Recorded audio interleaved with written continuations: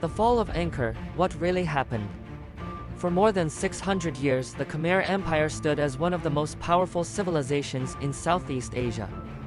Its heart was Angkor, a magnificent city filled with temples, advanced engineering, and a population possibly reaching 1 million people, one of the largest cities in the world at the time.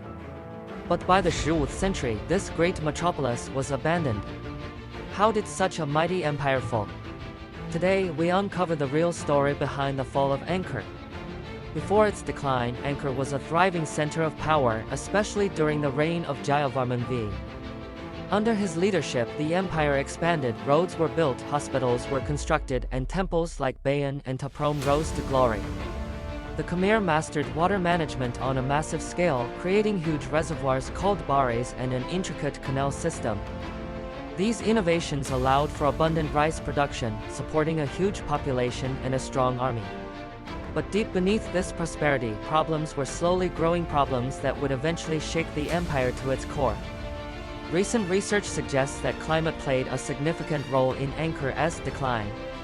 During the 14th and 15th centuries, the region experienced decades of drought followed by intense monsoon floods. The once stable water network struggled to cope with these extreme changes. Canals clogged with sediment, reservoirs overflowed or dried up, and the system that had supported Angkor for centuries began to fail. With failing agriculture came food shortages, weakened population, and reduced political stability. The empire that once fed millions could no longer sustain itself. As environmental pressures increased, internal conflicts emerged. Royal succession in the Khmer Empire was rarely peaceful. Rivals fought for the throne, and power shifted frequently between different factions and families. These internal divisions weakened central authority and made it difficult to respond to growing threats.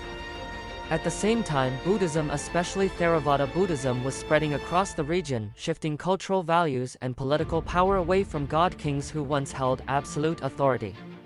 Angkor was changing from the inside out, and not everyone welcomed those changes. While Angkor struggled internally, a new regional power was rising, the Ayutthaya Kingdom of Siam. For decades, the two powers clashed. Angkor was invaded multiple times, but the conflict of Yi Sasan Yi is often considered the final blow. Ayutthaya forces besieged the city, and after months of pressure, Angkor was taken. Some historical accounts claim the city was looted or partially destroyed. However, the invasion alone didn't end Angkor. Instead, it accelerated a decline already in motion. With infrastructure failing, political unity collapsing, and the population struggling, the Khmer rulers decided to relocate their capital farther south, closer to today's Phnom Penh, where trade routes along the Mekong River offered better opportunities. The fall of Angkor was not a single event but a long, gradual process. The population didn't simply vanish overnight. Many residents migrated south with the royal court seeking safer land and better economic prospects. Others stayed behind, living among the ancient temples long after the empire's political center moved. What ultimately caused Angkor's abandonment was a combination of environmental collapse, water system failure, internal political conflict, changing religious and cultural systems, military pressure from neighboring kingdoms. Together, these factors weakened the empire until its leaders chose to leave the ancient city behind.